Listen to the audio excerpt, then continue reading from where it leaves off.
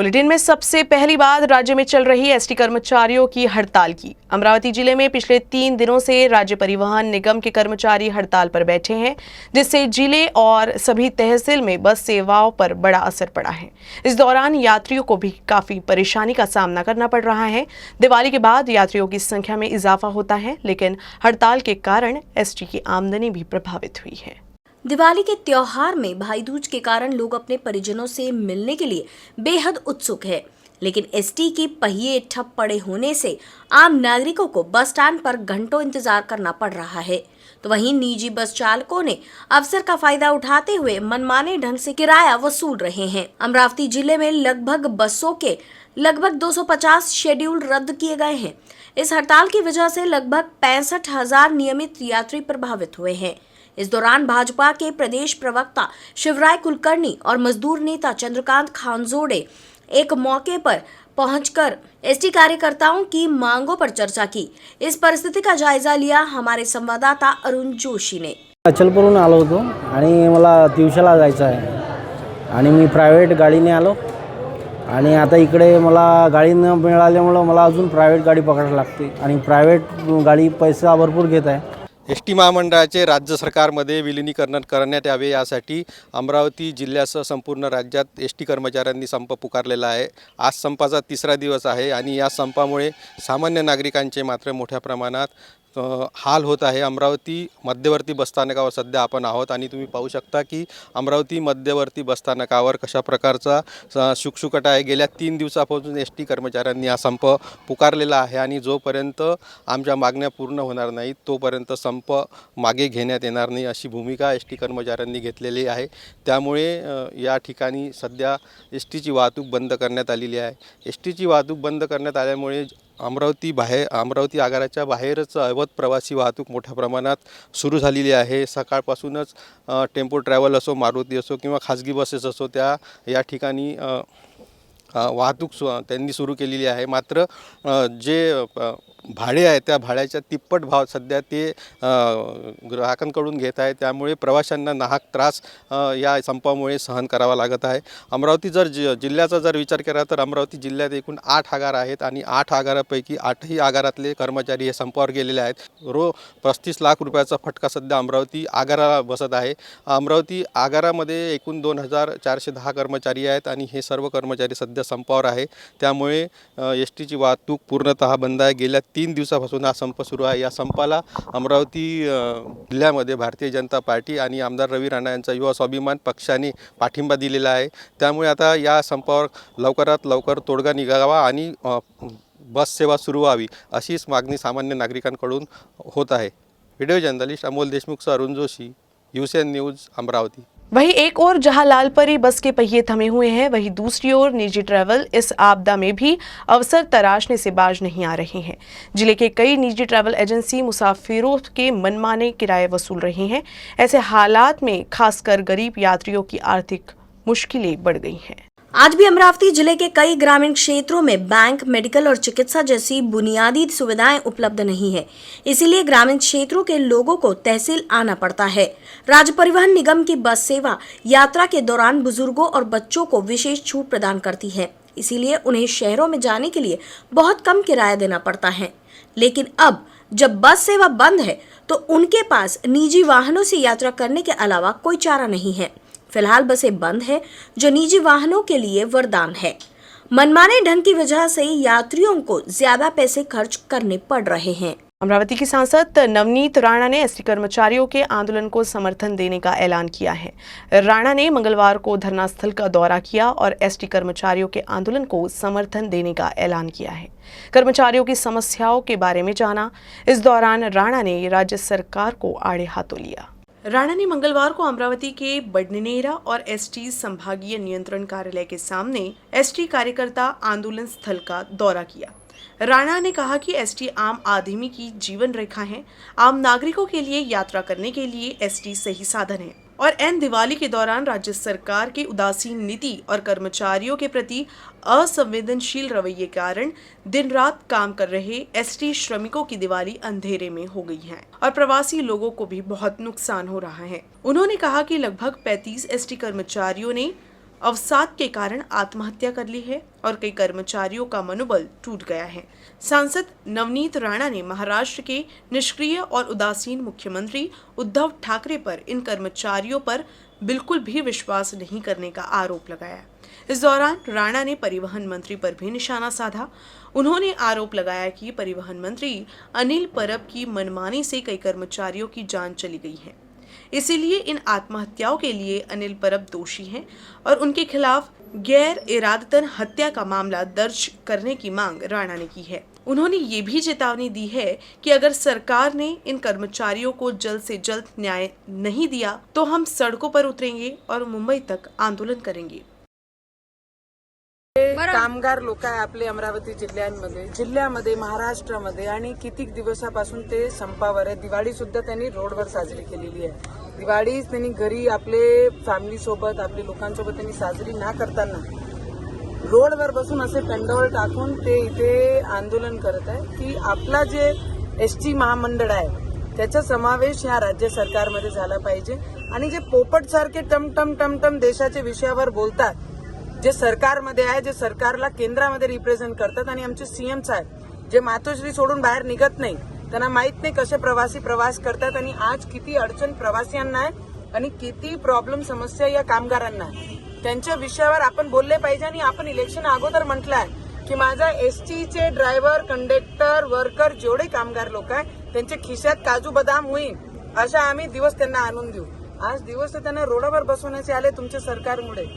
त्याच्यावर बोलायला पाहिजे, त्याच्यावर निर्णय घेतला पाहिजे की समावेश करून जे बाकी तुम्ही समावेश करून घेतलेले एसटीचे, जसे तुमची शिवशाही चालते, बाकी जे डिपार्टमेंटमध्ये तुम्ही चालून राहिले तिथे जर 18 वर्ष 10-12 वर्ष काम केलेले आहे त्यांना जर 45,000 पगार आहे, सॅलरी आहे, तर इथे अशी महिलांना फक्त 12,000 रुपये आहे।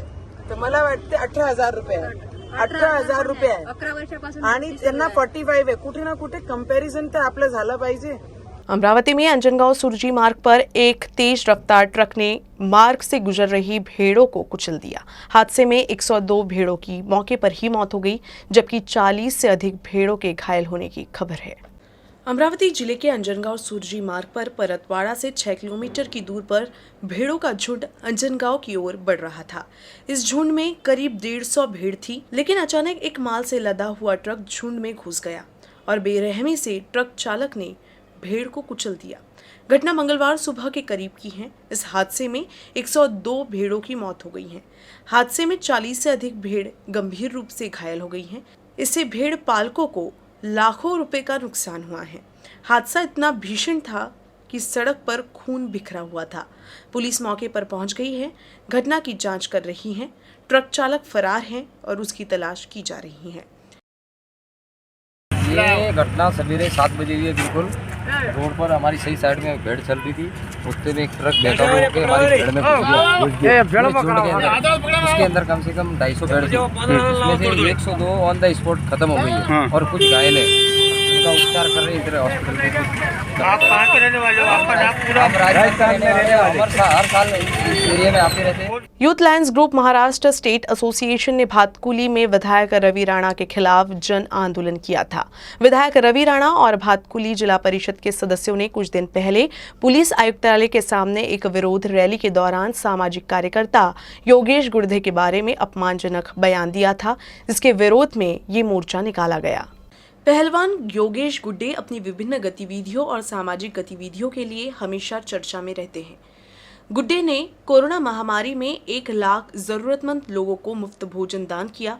उनका आत्मदाह आंदोलन, भटकुली पेंडी नदी पर जल समाधि आंदोलन, पंडारी रोड पर रास्ता रोको आंदोलन, अमरावती जिला कलेक्टर कार्यालय की घेराबंदी आंदोलन और गौरखेड़ा फाटा क्षेत्र शिवार में आत्मकलेश जमीन समाधि आंदोलन अमरावती जिले में लोकप्रिय है। इस आंदोलन में जिले के हजारों किसान और हजारों युवा भाग ले रहे हैं। उन्होंने 300 मरीजों की निःशुल्क सर्जरी की। अमरावती जिले के लिए अपने खर्च पर 4 एम्बुलेंस मुहैया कराई। महाराष्ट्र के हर जिले और तहसील में यूथ लायंस ग्रुप द्वारा केवल 10 मिनट में रक्त उपलब्ध कराया जाता है। गांव में डायग्नोस्टिक कैंप लगाकर गरीबों की मदद का हाथ बढ़ाया जाता है। हालांकि उनकी समाज सेवा स्थानीय विधायक रवि राणा और भातकुली तहसील जिला परिषद के सदस्यों की देखभाल नहीं करती है। इसीलिए राणा ने गुड्डे के खिलाफ साजिश रची और मीडिया के माध्यम से उनकी निंदा की। इसके विरोध में युवा समूह महाराष्ट्र राज्य संगठन ने भातकुली में जन आंदोलन का आयोजन किया। मार्च में हजारों नागरिकों ने भाग लिया। विधायक रवि राणा ने 6 दिनों के भीतर सार्वजनिक रूप से माफी नहीं मांगी, लेकिन 15 नवंबर को खुद को आग लगाने की चेतावनी दी। दलितांचा आत्मदान थांबवत असेल, दलितांचा छळ थांबवत असेल, दलितांना न्याय द्यायचा असेल तर शासनाने या 15 तारखेच्या आतमध्ये आमचे विधायक साहेब जे आहेत त्यांच्यावरची कठोर कारवाई करावी।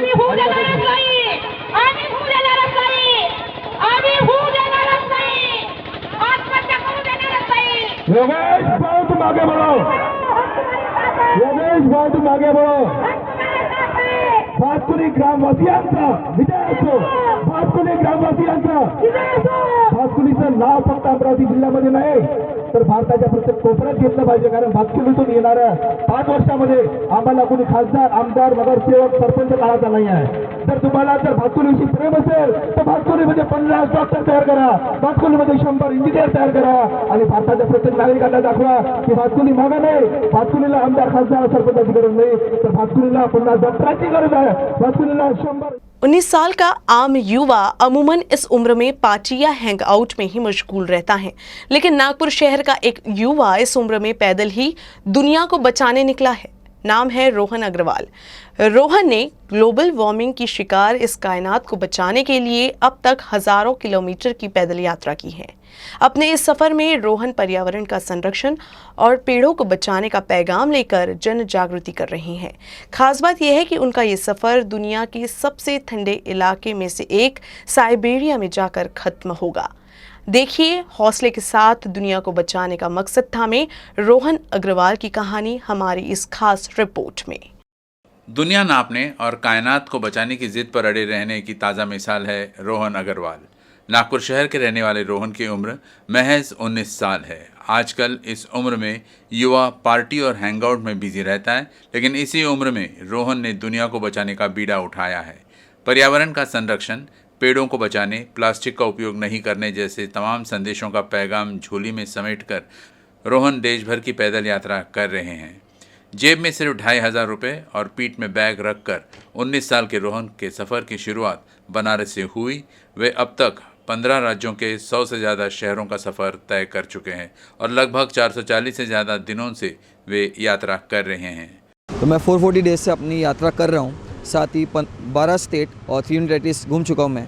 ये अपनी यात्रा में गुरुकुल के प्रोसीजर से समझकर और सीख कर कर रहा हूँ मैं। साथ ही लोगों को इंसानियत जिंदा है, भाईचारा, ह्यूमैनिटी स्टिल एग्जिस्ट, उसका संदेश देता हूँ। क्योंकि बहुत सारी चीज़ें मैं समझा जब मैं अपने होम टाउन में था। लोगों को लगता है कि एक दूसरे पर भरोसा नहीं करते हैं, लोग एक दूसरे को रिलीजन, कल्चर, लैंग्वेजेस इसके बेसिस पे जज करते हैं। इवन गिव एंड टेक के ऊपर भरोसा करते हैं कि अगर कोई आप देते हैं आपको चीज़, उस पर रिसीव करना भी कंपलसरी है, लेकिन ऐसा बिल्कुल नहीं है। अगर ऐसा रहता तो मैं अभी तक मेरी यात्रा जारी नहीं रहती, क्योंकि मेरे को अगर गिव एंड टेक रहता तो अभी तक मेरे से सब लोग कुछ लेते रहते, लेकिन ऐसा बिल्कुल नहीं है ना। साथ ही प्लास्टिक पोल्यूशन, उसका भी मैं संदेश देता हूँ लोगों को। प्लास्टिक पोल्यूशन के बारे में एजुकेट करता हूँ और बहुत सारे क्लीन अप्स जब भी मैं जाता हूँ इंडिया भर में वो ऑर्गेनाइज कराता हूँ।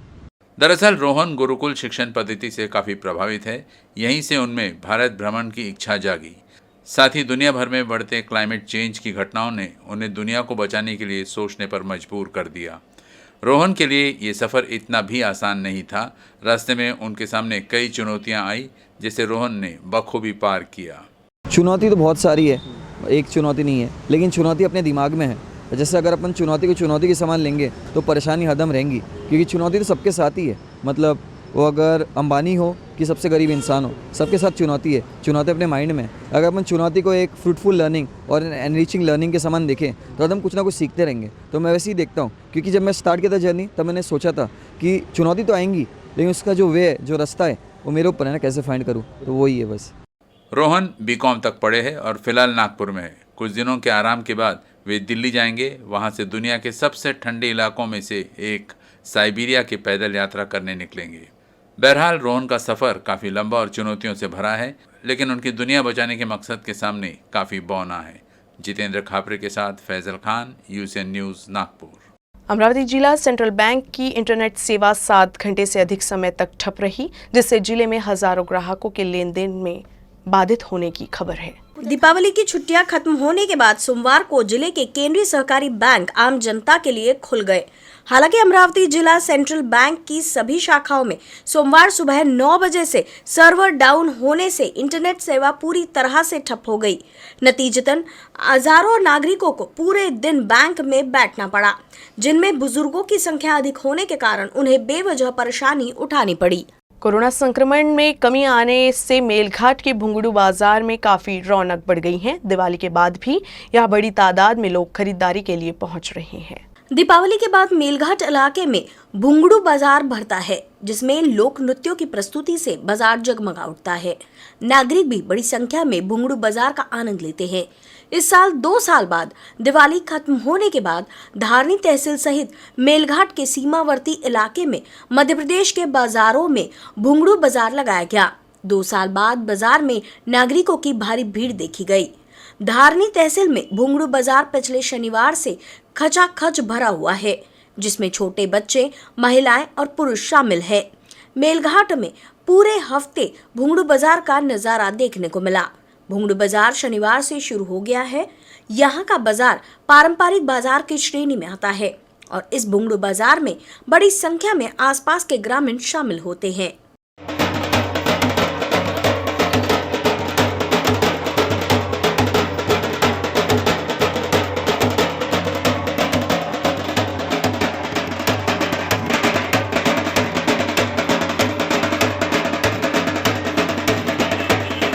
अमरावती जिला कलेक्टर कार्यालय के सामने C2 संगठन द्वारा आमरण अनशन शुरू किया गया है। शिक्षण सेवक कार्यकाल के बढ़ाने के मुद्दे पर अमरावती में C2 संगठन के द्वारा जिलाधिकारी कार्यालय के बाहर आमरण अनशन शुरू किया गया। पिछले 9 वर्षों से 13 शिक्षा कर्मियों के अन्यायपूर्वक तरीके से बढ़ाए गए कार्यकाल को वापस लेने के लिए बार बार आवेदन और अनुरोध के बाद C2 संगठन ने आखिरकार मंगलवार जिला कलेक्टर कार्यालय के सामने आमरण अनशन शुरू कर दिया है। C2 संलग्न असणाऱ्या आदिवासी विकास विभाग कर्मचारी संघटनेच्या वतीने या ठिकाणी सन 2011-12 मध्ये 10वी आणि 12वीचा निकाल कमी लागल्या या कारणास्तव ज्या पद्धतीने चुकीच्या पद्धतीने बिनबुडाचा वापर करून त्या ठिकाणी शिक्षण सेवकांचा कालावधी जो आहे तो 3 वर्षापेक्षा कोणाचा 1 महिना 2 महिना किंवा 3 महिने अशा पद्धतीने जो वाढवलेला आहे तो कालावधी विलोपित करून सदर शिक्षण सेवकांना त्या ठिकाणी त्यांच्या नियमित वेतन श्रेणीप्रमाणे वेतन अदा करण्यासंदर्भातला सुधारित आदेश निर्गमित करावा अशी मागणी आम्ही साधारणपणे संघटनेच्या वतीने 2015-16 पासून आम्ही या ठिकाणी मागणी करत आहोत। साधारणपणे आता 7-8 वर्ष झालेली आहेत। ही मागणी आम्ही सदोदित आणि सातत्यपूर्ण पद्धतीने मांडणी करत आहोत, चर्चा करत आहोत। बरेचसे अपरायुक्त येऊन गेले, त्यांनी या मागणीच्या माध्यमातून कमिशनरकडे त्या ठिकाणी मार्गदर्शन पण मागवलं आणि शेवटच्या मागील जे अपरायुक्त होते विनोद पाटील साहेब यांनी हा प्रश्न जवळपास शेवटच्या अंतिम टप्प्यापर्यंत आणलेला होता आणि तो आदेश देणार होते ते, परंतु त्यांची अचानक बदली झाल्यामुळे या ठिकाणी हा प्रश्न आजही प्रलंबित आहे। म्हणून C2 संघटनेच्या वतीने आम्ही सदर अपरायुक्त श्री वानखेडे साहेब यांची 14 सप्टेंबर रोजी भेट घेऊन त्यांच्याशी चर्चा केली आणि हा प्रश्न आपण निकाली लावावा अशी विनंती केली, परंतु आजपर्यंत हा प्रश्न निकाल लागलेला नाही आहे। म्हणून ना विलाजास्तव दिवाळीचा सण आणि सुट्ट्या असताना सुद्धा आम्हा सर्वांना शिक्षकांना सुट्टीचा उपभोग घेता आलेला नाही आहे आणि आम्ही या ठिकाणी दिवाळी सुट्ट्या सोडून आमरण उपोषणाला बसलेलो आहोत आणि आमची मागणी जोपर्यंत मान्य होत नाही तोपर्यंत आम्ही या ठिकाणी धारणी प्रकल्पातील ह्या 13 शिक्षकांच्या माध्यमातून या ठिकाणी आम्ही विरोध करत आहोत, विरोध प्रदर्शन करत आहोत। राष्ट्रीय स्वयंसेवक संघ के सरसंघ चालक डॉक्टर मोहन भागवत मंगलवार को अमरावती जिले के 1 दिवसीय दौरे पर आए। डॉक्टर भागवत के दौरे को देखते हुए पुलिस का तगड़ा बंदोबस्त किया गया। राष्ट्रीय स्वयंसेवक संघ के सरसंघ चालक मंगलवार को अमरावती जिले के एक दिवसीय दौरे पर आए। पुलिस ने कहा कि मोहन भागवत सुबह हिंगोली जा रहे थे। वो अमरावती के कुंभरवाड़ा इलाके में श्याम नीलकारी के घर गए। इस दौरान नीलकारी के घर भोजन का आयोजन किया गया। श्याम नीलकारी राष्ट्रीय स्वयंसेवक संघ के अमरावती जिले के महानगर पदाधिकारी हैं। मोहन भागवत के दौरे की सूचना पुलिस को मिलते ही पुलिस ने कुंभारवाड़ा क्षेत्र में कई छोटी बड़ी सड़कों पर बैरिकेडिंग कर सड़कों को बंद कर दिया था। साथ ही दोपहर करीब 4 बजे भागवत ने अंबा देवी और एकवीरा देवी के मंदिरों में दर्शन किए।